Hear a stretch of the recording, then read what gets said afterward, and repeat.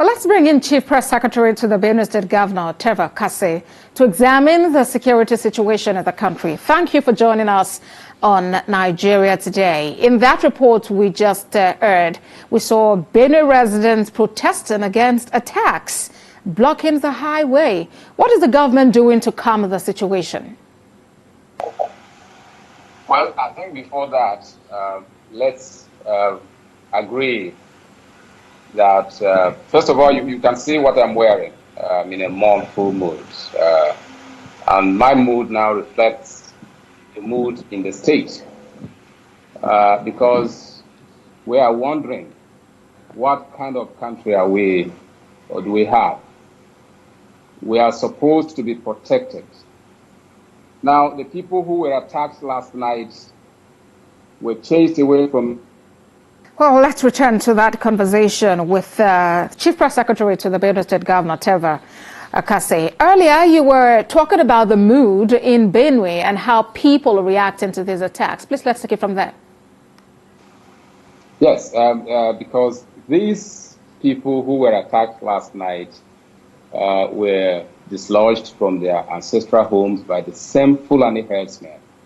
Now, the government provided camps for them to live in as a temporary shelter. And the same Fulani herdsmen have pursued these people to the camps and killed 7 of them, and 15, including children, are in the hospital. So where will these people run to? I mean, what is going on? Now, you heard you listened to the National Assembly members expressing anger. And that is the same anger that is being expressed in other parts of the country. What is going on? Professor Wolesho suggested a few days ago that if the federal government is incapacitated, if this problem is beyond it, there is no shame about it. Let's come out and say, look, this problem is beyond us, and seek help. But Mr. Akase, don't you think that... Mr. Akase, don't you think that form of admission could further embolden the attackers to continue perpetrating this evil? Now, where is the shame? When your people are being killed in their sleep, where is the shame? Is it not better to own up? Is it not better to admit that, look, this is beyond our capacity? Let's look for help, than allow innocent Nigerians to be slaughtered like goats in their sleep. Now, communities of this country are afraid. As I speak with you, people in other camps, IDP camps in Benue, are no longer feeling safe, no matter the efforts the state government is making, and help is not coming from elsewhere. For 3 years, this government has been feeding these people in the camps. Imagine a man with a family of 15. Just an example, having to live in one room in a primary school classroom for 3 years.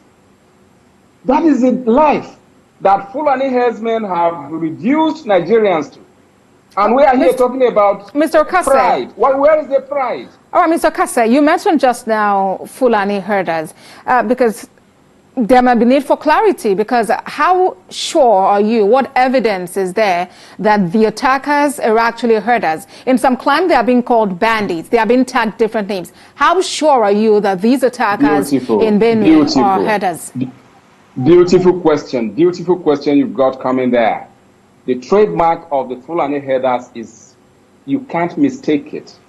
It is known. When they kill, they butcher their victims. They use cutlasses, whatever they use, to cut them into pieces. I'm sure you saw the pictures this morning from Makurdi. 7 people. They used block. Your reporter was there. They used block the road. That enough is enough. If Governor Samuel Ortom had not visited that scene as early as he did, we would have had a different story to tell, because the youths were truly and justifiably angry that what is going on? These are people who have been chased away from their home to run into the camps. They have been there for 3 years. Mr. Akase, You boycott whatever security Yes. Okay, I'd like to take you up on some moves that the Benue State government has made in the past to manage the situation. The anti-open grazing law was actually passed in your state. What is being done about implementation? Because if that is well managed, perhaps all of this could be sorted. The open grazing prohibition and ranches establishment law of Benue State has been in operation. It's been enforced since 2017, and the law has recorded maximum successes. You see, what is happening is it's a plan, it's an agenda.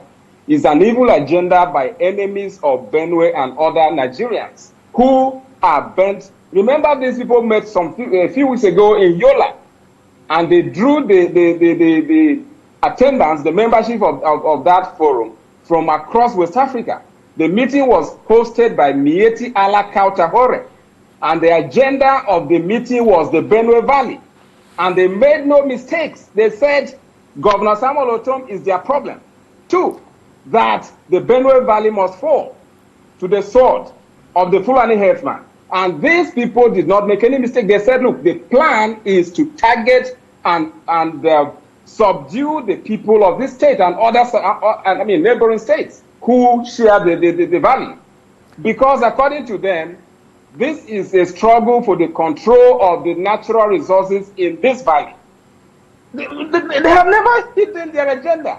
It's only somebody who doesn't care to listen to them. They have never hidden it. So what is happening here is not just something that you look at it from the surface that, well, people have come, they want to graze. It's not just about grazing. And that's why we are saying that if the federal government is not complicit, what happened to the shoot-on-sight order that Mr. President gave? Mr. Akase,